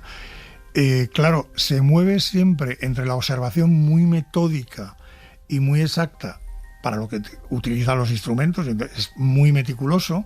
Hay gente que, claro, desde la actualidad dice, bueno, pues es que los barómetros tenían un error de no sé cuánto y tal. Bueno, es normal, ¿no? O sea, son cosas de la época. Palmo más, palmo menos. Claro, pero bueno, más o menos él intentaba ser muy preciso en sus observaciones a través de sus instrumentos. Pero la segunda parte, que es lo que dice la exposición, ¿no? Esas herramientas para concebir un modo nuevo sobre la naturaleza, claro, porque él daba mucha importancia, uno, a la sensación subjetiva del observador, en este caso del naturalista, y él lo valoraba, claro, esto es muy romántico, ¿no? La sensación, el sentimiento de éxtasis ante una catarata o ante un gran río, ante la selva, esa gran diversidad biológica con la que él se encuentra en América. Eso es más romántico, ¿no? Y por otro lado, hay una obsesión que él tiene desde el primer documento que él lee ante el rey en Aranjuez, que lo encontré aquí en el Archivo Histórico Nacional, no se conocía, pues en ese documento ya habla de la interconexión de las fuerzas de la naturaleza, del paso de lo inanimado a lo animado, o sea, de lo inorgánico a lo orgánico, y sobre todo esa interconexión entre los seres vivos, ¿no? Que es una idea que luego rescató la ecología. A fin de cuentas, la ecología es un término que crea un discípulo suyo, Ernst Haeckel, unos años más tarde, pero que él lo tenía muy vivo en su mente, ¿no? O sea, Humboldt tenía esa capacidad de interrelación de los fenómenos naturales de una manera asombrosa, ¿no? Cuando se lee todavía en la actualidad cómo relaciona, por ejemplo, en América la deforestación con cambios climáticos locales, fenómenos que ahora nos resultarían muy obvios y bueno, estamos en la época del cambio global, pero que en ese momento no era tan obvio, ¿no? Y él sí que va precisando ese tipo de fenómenos y sobre todo, como digo, una concepción nueva que intenta interconectar todo lo que sucede en la naturaleza. Uh-huh. Lo avanzamos un poco ahora, Miguel Ángel. ¿Puig o Puig? Bueno, depende de donde me lo digas. ¿no? Que yo he dicho al principio Puig. No, yo soy madrileño, o sea que en Madrid sería Puigdemont, en Cataluña Puigdemont. Claro, sí. Pues Miguel Ángel, lo has comentado ahora. Es considerado Humboldt el primer ecologista, ¿no? Por lo menos la primera persona que tiene conciencia y expone y da a entender esta idea de la importancia que tiene la naturaleza, el cuidado de la naturaleza, el estudio de la naturaleza y que el ser humano no nos distanciemos tanto de ella, ¿no? Porque en realidad somos todos parte de la misma cosa, ¿no? Sí. Sí, lo que pasa es que yo haría una precisión. Claro, sí. Hay un libro que se ha hecho muy famoso y se ha vendido muy bien, primero en Alemania, pero luego también en español, de Andrea Wulf, que precisamente es como una biografía más o menos novelada de Alexander von Humboldt, donde ella intenta hablar de un Humboldt ecologista. Yo no estoy muy de acuerdo con esto, ¿no? Porque creo que desenfoca realmente lo que fue. O sea, yo lo trataría como pionero de la ecología, que es distinto. O sea, la idea del ecologismo es muy posterior. Claro, es muy del siglo XX y entonces... Muy hippie, casi me atrevería a decir. Claro, o sea, bueno, yo conocí aquí en los años 80 en la Sierra de Madrid, pues un poco las primeras asambleas del movimiento ecologista, o sea que es bastante contemporáneo. Entonces, quizá hablar de, que lo hace más de un autor, del ecologismo de Humboldt, a mí creo que desenfoca un poco lo que en realidad fue, que era un científico con ideas ecológicas. Uh-huh. Porque sí que es espectacular ver los diarios, los dibujos, absolutamente todo, ¿no? Una de las... vuelvo un poco, ¿no?, a mi formación como egiptólogo, los dibujos que hacía Wilkinson, Schiaparelli, Champollion antes de esos viajes de absolutamente todo por Egipto son increíbles, ¿no? No tenían cámaras fotográficas, pero la inmensa mayoría de ellos tenían una virtud, que es que dibujaban de una forma extraordinaria, eran muy talentosos. Sí. Con Humboldt también hay un poco de mitología de esto, que también lo dicen algunos autores. No, como tuvo una pequeña formación en dibujo en una escuela en Alemania. Realmente, si vas a Berlín y ves los cuadernos y todo esto, dibuja más o menos como yo, o sea, mal. O sea, es capaz de hacer bosquejos de peces, sí. Un bosquejo de un mono aullador, tal, más o menos. Realmente lo que él es muy hábil, como lo es en casi todas las esferas, y entonces cuando va a publicar, que gasta toda su fortuna en hacer unas publicaciones increíbles, utiliza pintores profesionales de muy alto nivel. Entonces tú, por ejemplo, el mono aullador, que tú ves el bosquejo en el manuscrito de Berlín y ves ahí pues una especie de monito a lápiz ahí, y claro, cuando ves la figura del mono aullador en la publicación en colores, claro, te quedas sorprendido, porque realmente sí que tiene una calidad altísima.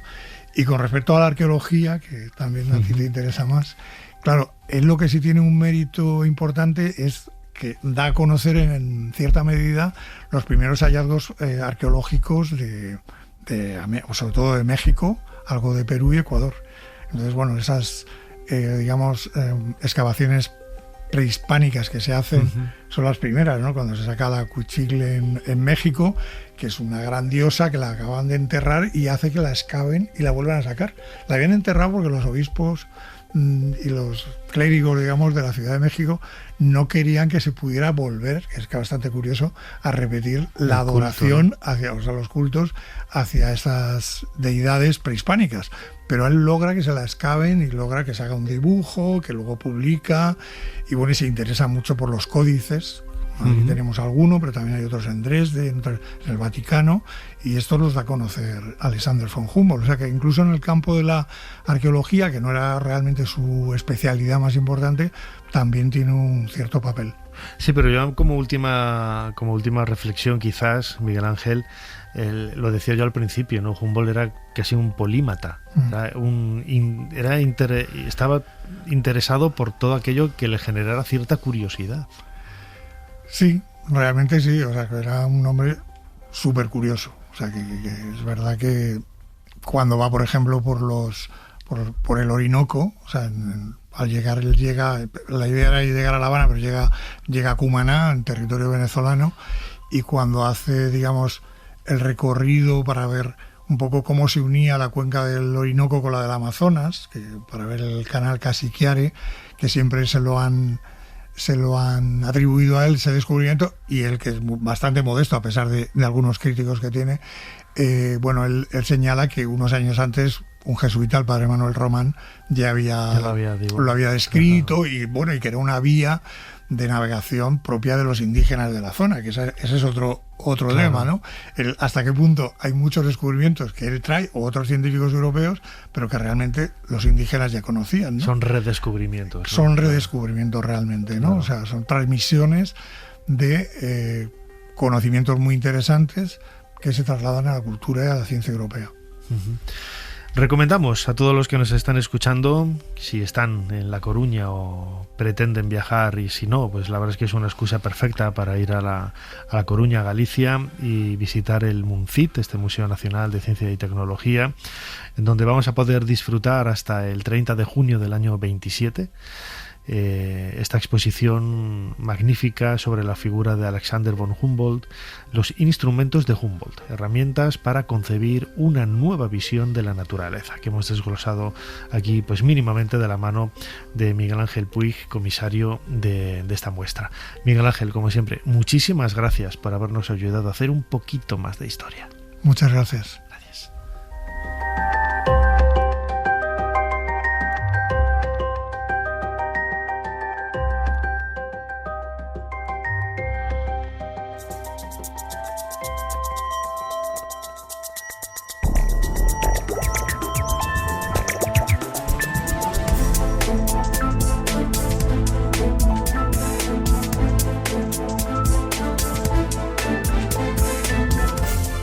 Llegamos al final de este nuevo programa de Ser Historia. Es el final, casi, no es el final, porque todo el verano vamos a seguir con programas en donde vamos a recopilar temas, vamos a recopilar, pues algunos de los aspectos, algunos de los detalles de la historia que más nos encantan a nosotros, como solemos hacer todos los veranos. Nosotros retomaremos los programas nuevos a partir de la primera semana de septiembre. Atención, Sevilla, que vamos a grabar el primer programa de la temporada 18. Con esa temporada ya cumpliremos nuestra mayoría de edad en Sevilla. Atención a las redes sociales para conocer dónde va a ser, cuándo va a ser y la hora, y todos estos detalles que son necesarios para poder asistir como público y poder recoger las invitaciones en Radio Sevilla. Como siempre, Fermín Agustí ha estado en la producción del programa, Ana Caballero controlando las redes sociales y echando una mano a la producción. Delante del micrófono, vuestro humilde servidor. Muchísimas gracias a todos por haber estado un año más aguantando nuestros sermones históricos aquí en Ser Historia, en la cadena Ser. Insisto, este es el último programa de la temporada 17, pero para completarla tenemos todavía 2 meses, julio y agosto, donde va a haber episodios, contenidos que nos van a hacer revitalizar nuestra pasión y nuestra emoción cada vez que escuchamos algo relacionado con la historia, y nos reincorporaremos con nuevos programas ya en septiembre, la primera semana de septiembre, como siempre. Muchísimas gracias a todos. No sé si lo he dicho, delante del micrófono, vuestro humilde servidor Nacho Ares. Muchísimas gracias. Gracias de nuevo. Para no perderte ningún episodio, síguenos en la aplicación o la web de la SER, Podium Podcast o tu plataforma de audio favorita.